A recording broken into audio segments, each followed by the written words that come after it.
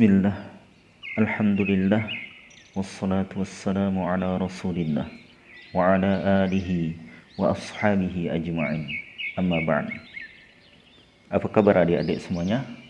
Mudah-mudahan dalam keadaan sehat dan selalu dijaga oleh Allah Subhanahu wa taala, terutama keimanan kita. Semoga Allah menjaganya. Nah, pada kesempatan kali ini kita akan melanjutkan pembelajaran kita tentang asbabun nuzul, yaitu surah Abasa ayat yang pertama sampai ayat yang ke-11. Allah Subhanahu wa taala berfirman, A'udzu billahi minasy syaithanir rajim. Bismillahirrahmanirrahim. Abasa wa tawalla أن جاءه الأعمى وما يدريك لعله يزكى أو يذكر فتنفعه الذكرى أما من استغنى فأنت له تصدى وما عليك ألا يزكى وأما من جاءك يسعى وهو يخشى فأنت عنه تلهى كلا إنها تذكرة. Sekarang kita akan membahas asbabun nuzul ayat ini. An Aisyah radhiyallahu anha qalat, dari Aisyah radhiyallahu anha, beliau berkata, Unzila abasa wa tawalla fi ibni ummi maktuminil a'ma. Telah turun ayat abasa ini mengenai ibnu ummi maktum. Ata Rasulullah sallallahu alaihi wasallam faja'ala yaqul. Seorang buta yang datang kepada Rasulullah sallallahu alaihi wasallam dan berkata, Ya Rasulullah, arsyidni. Wahai Rasulullah, ajarilah aku. Wa inda Rasulillah sallallahu alaihi wasallam rajulun min uzama'il musyrikin. Padahal saat itu di sisi Rasulullah sallallahu alaihi wasallam ada seorang laki-laki dari pembesar kaum musyrikin. Faja'ala Rasulullah sallallahu alaihi wasallam yu'ridu anhu wa yuqbilu 'alal akhir.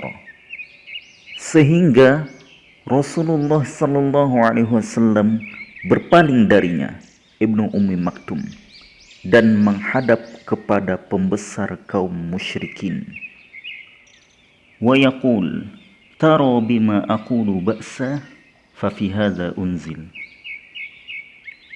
Dan Ibnu Ummi Maktum berkata, apakah kamu keberatan dengan apa yang aku katakan? Maka mengenai hal inilah turun ayat tersebut.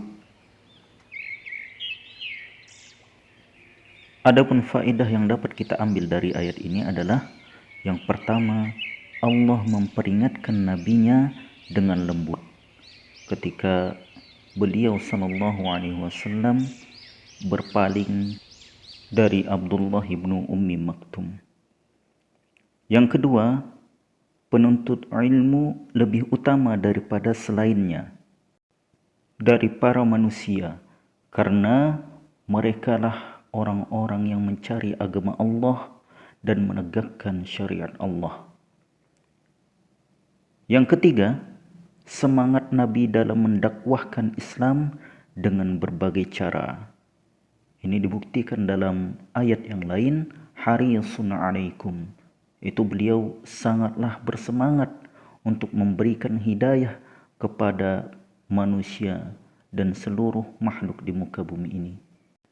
Yang keempat, buta sesungguhnya adalah buta hati dan berpaling dari kebenaran.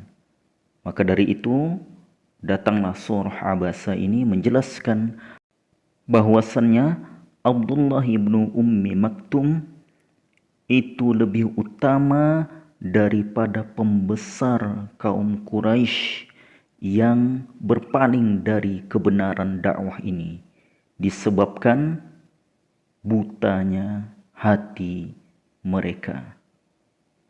Yang kelima, nama laki-laki Quraisy dalam ayat ini adalah Ubay bin Khalaf. Demikianlah pembelajaran kita pada kesempatan kali ini. Mudah-mudahan Allah Subhanahu wa taala memberikan kepada kita kesempatan yang lain untuk membahas ayat-ayat yang selanjutnya.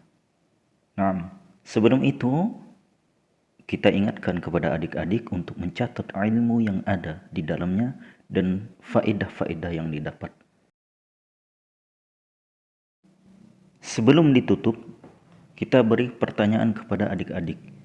Yang pertama, apa sebab Allah memperingatkan nabinya? Di dalam ayat ini yaitu ada sebab turunnya ayat. Yang kedua, sebutkan 3 faedah dari surah Abasa. Yang ketiga, siapa nama laki-laki Quraisy dalam surah ini? Dan kita cukupkan sekian.